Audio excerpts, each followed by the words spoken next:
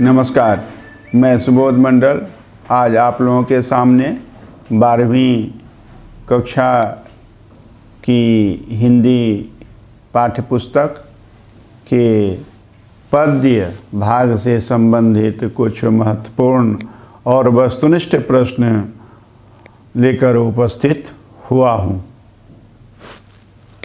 आपकी पाठ्यपुस्तक दिगंत भाग 2 में गद्य की भी 13 रचनाएं हैं और पद्य की भी 13 रचनाएं हैं और मलिक मोहम्मद जायसी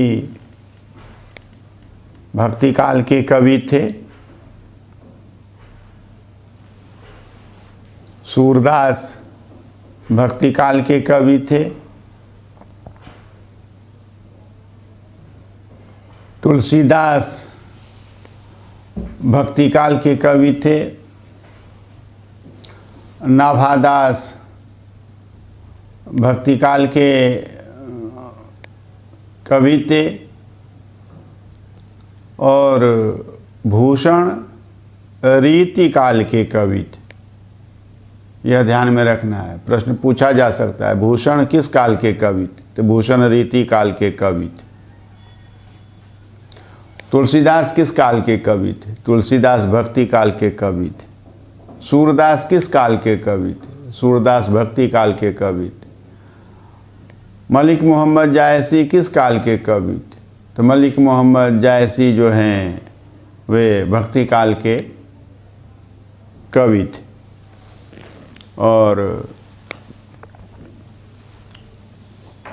भूषण के विषय में बताया जयशंकर प्रसाद, सुभद्रा कुमारी चौहान, शमशेर बहादुर सिंह और गजानन माधव मुक्तिबोध आदि आदि, यानी जयशंकर प्रसाद से शुरू होकर के जो सभी कवि हैं वे आधुनिक युग के कवि, यह ध्यान में रखना है। आधुनिक काल के कवि जयशंकर प्रसाद आधुनिक काल के कवि थे और युग पूछा जाए तो छायावाद युग के कवि थे। सुभद्रा कुमारी चौहान भी आधुनिक काल की कवयित्री रही हैं। शमशेर बहादुर सिंह भी आधुनिक काल के कवि थे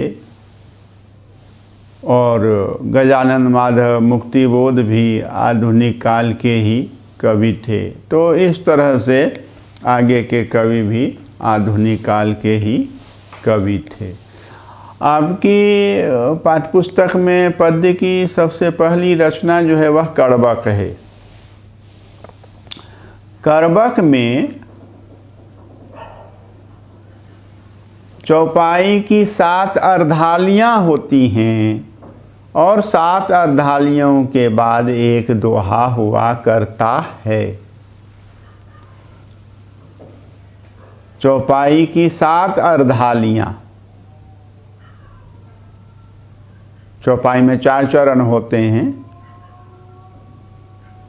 तो चारों चरणों को मिला करके एक चौपाई बनती है। अर्धाली कहने का अर्थ यह है कि चौपाई के केवल 2 ही चरण, तो चौपाई की 7 अर्धालियाँ अर्थात 14 चरण और उसके पश्चात एक दोहा, पूरा का पूरा दोहा रखा जाता है। और इस तरह से कर्बक जो है वह साहित्य की एक विधा के रूप में हमारे सामने आता है। और कर्बक की रचना किसने की है, तो मलिक मोहम्मद जायसी ने की है। जायसी कहाँ के रहने वाले थे, तो जायसी जायस के रहने वाले थे। और कुल कितने कर्बक हैं आपकी पाठ्यपुस्तक में, तो कुल 2 कर्बक हैं और दोनों कर्बक कहाँ से लिए गए हैं, तो दोनों ही कर्बक जो हैं वे मलिक मोहम्मद जायसी की सबसे प्रसिद्ध, सबसे लोकप्रिय पुस्तक पद्मावत से लिए गए। पद्मावत में कई खंड हैं, तो पहला कड़बक जो है स्तुति खंड से लिया गया है। पहला खंड जो है वह स्तुति खंड से लिया गया है, और दूसरा कड़बक जो है वह जो है उपसंहार खंड से लिया गया है। स्तुति खंड जो है पद्मावत का पहला खंड है, और उपसंहार खंड जो है पद्मावत का अंतिम खंड है। तो दोनों कड़बक जो हैं क्रमशः स्तुति खंड से, प्रथम खंड से, और उपसंहार खंड से, अंतिम खंड से लिए गए हैं। मलिक मोहम्मद जायसी जो हैं वे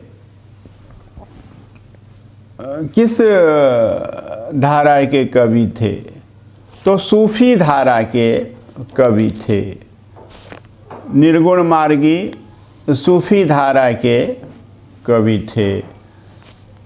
निर्गुण मार्गी प्रेम धारा के कवि थे मलिक मोहम्मद जायसी। और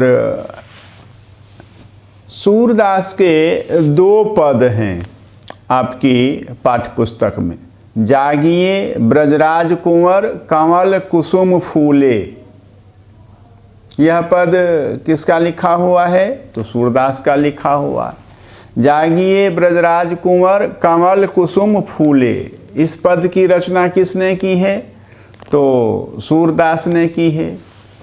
जीवत श्याम नंद की कन्या, यह पद किसने लिखा है?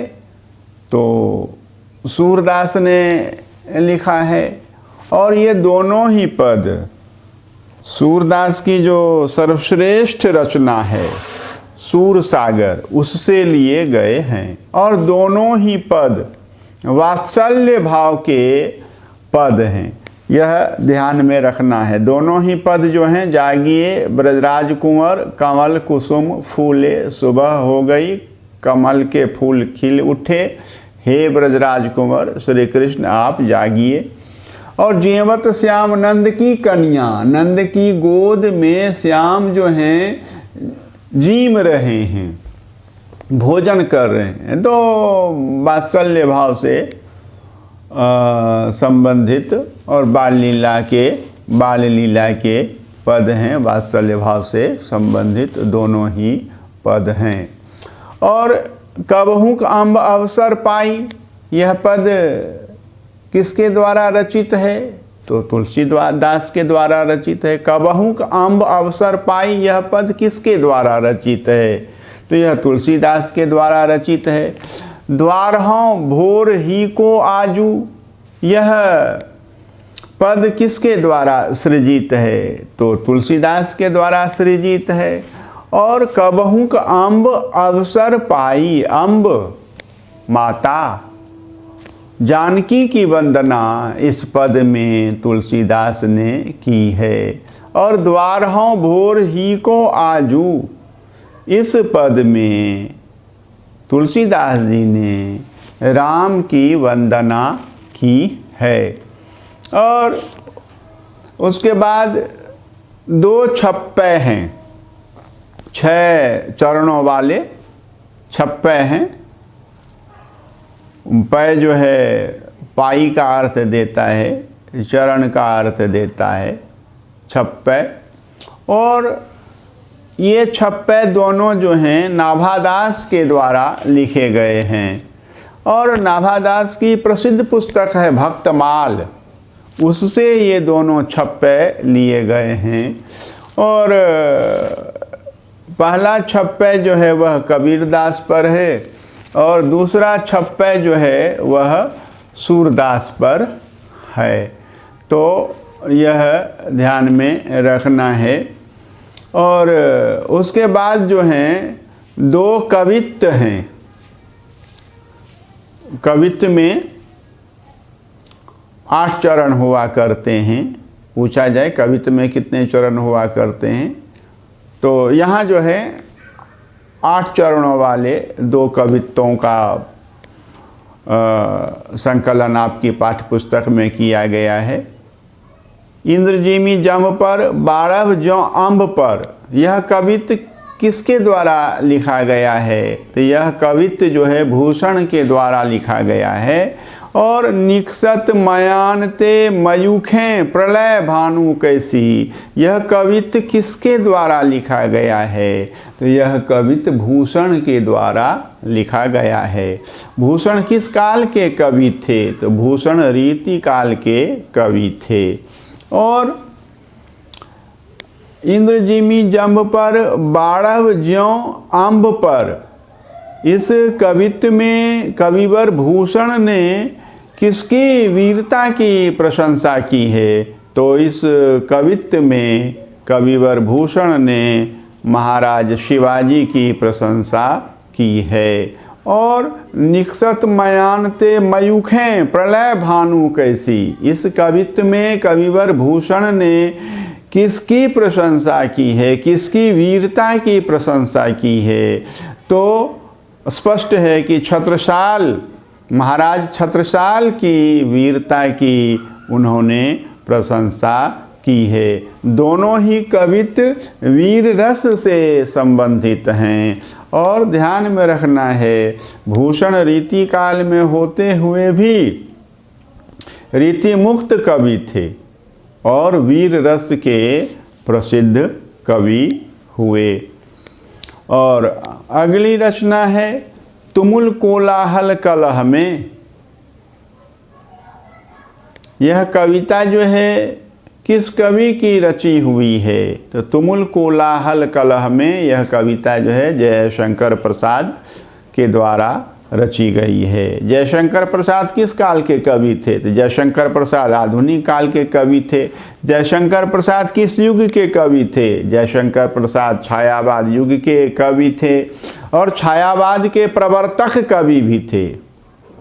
छायावाद का प्रवर्तन भी जयशंकर प्रसाद ने ही किया था, तो यह ध्यान में रखना है। और अगला प्रश्न यह हो सकता है कि तुमुल कोलाहल कलह में कविता किस पुस्तक से ली गई है? तो कामायनी जो है जयशंकर प्रसाद का महाकाव्य है। इस महाकाव्यात्मक पुस्तक से तुमुल कोलाहल कलह में कविता ली गई है। और पुत्र वियोग शीर्षक कविता की रचना किसने की है? तो पुत्र वियोग शीर्षक कविता की रचना सुभद्रा कुमारी चौहान ने की है। और पुत्र वियोग शीर्षक कविता जो है सुभद्रा कुमारी चौहान की किस पुस्तक से संकलित है? तो उनका जो प्रतिनिधि काव्य संकलन है, सुभद्रा कुमारी चौहान का प्रतिनिधि काव्य संकलन है मुकुल, उससे यह पुत्र वियोग कविता ली गई है, संकलित की गई है। अगली रचना है उषा। उषा के रचनाकार कौन हैं? तो उषा के रचनाकार शमशेर बहादुर सिंह हैं। उषा किस प्रकार की रचना है? उषा किस विधा की रचना है? यह कविता विधा की रचना है। और कविता जो है यह उषा।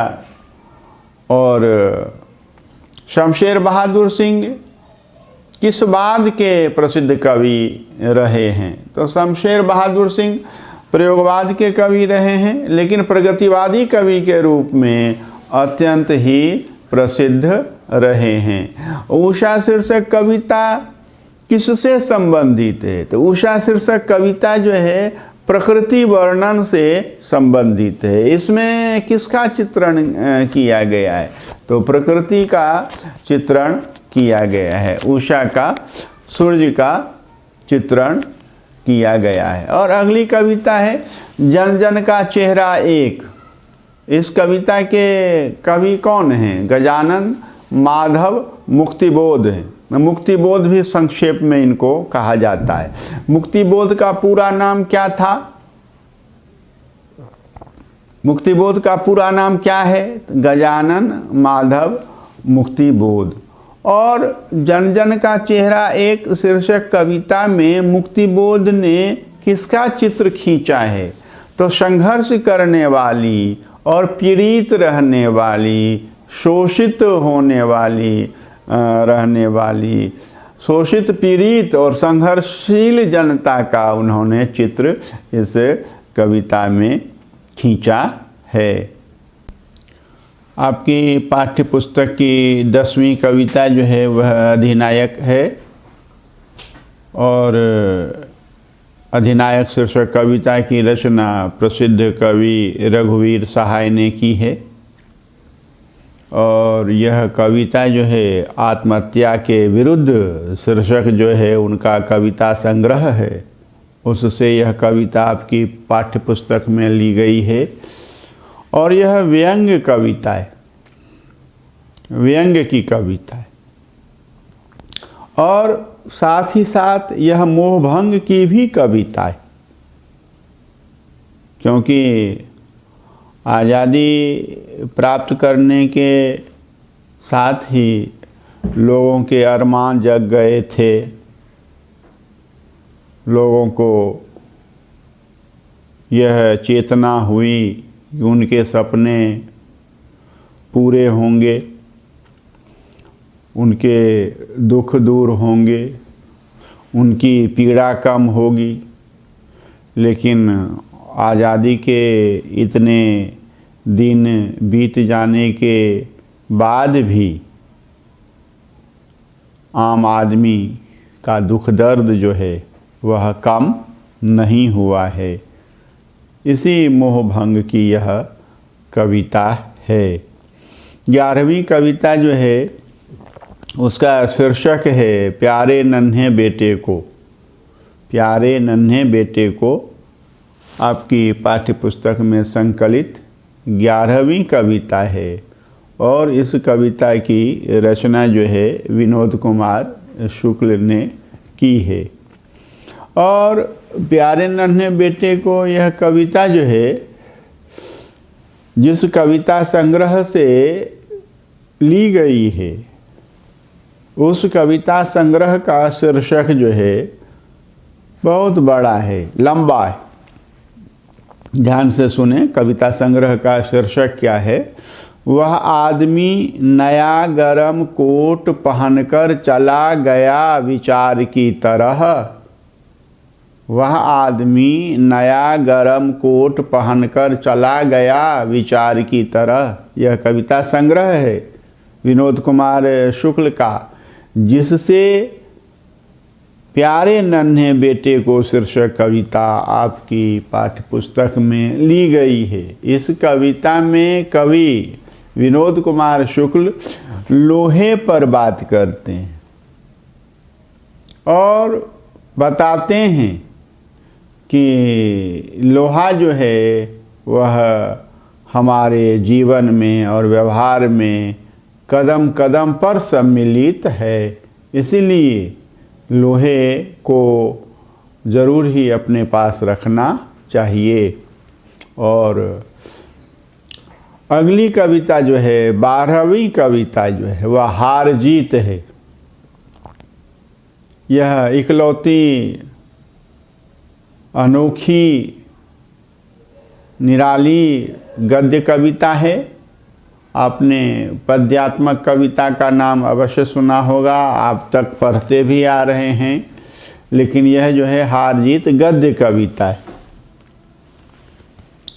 और इस हार जीत शीर्षक गद्य कविता की रचना अशोक वाजपेयी ने की है, और यह कविता जो है उनके कविता संग्रह कहीं नहीं वहीं से ली गई है।